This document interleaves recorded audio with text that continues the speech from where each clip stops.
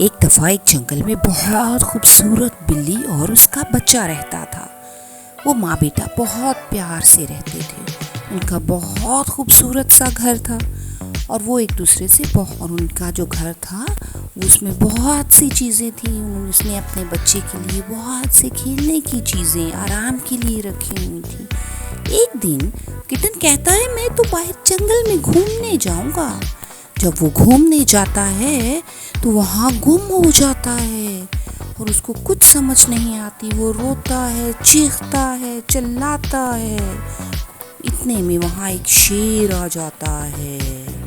शेर कहता है मैं तो तुम्हें खा जाऊंगा। कहता है मैं तो बहुत छोटा सा हूँ, मुझे ना खाओ।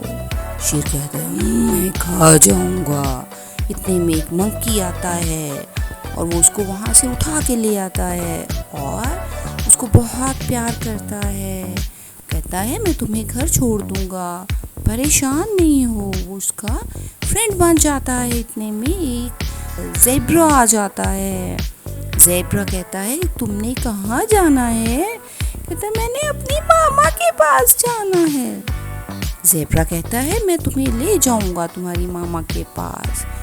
इतने में एक हिरन आ जाता है। हिरन कहता है हम खेलते हैं, मैं भी, मेरी मामा भी नहीं मुझे मिल रही, आ जाओ दोनों खेलते हैं। कहते हैं नहीं मामा पास जाना है। इतने में एक स्नेक आ जाता है और वो सांप जो है वो कहता है खा जाऊंगा। किटन कहता है नहीं मुझे मत खाओ, मैं ना खाओ, मैं छोटा सा बेबी हूँ, ना खाओ मुझे।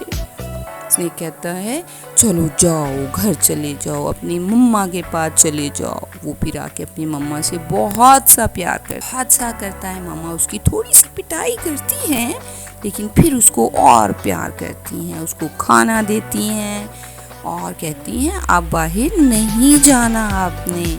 आई बात समझ आपको? इसलिए बच्चों मामा की इजाज़त के बगैर कहीं नहीं जाते। ओके।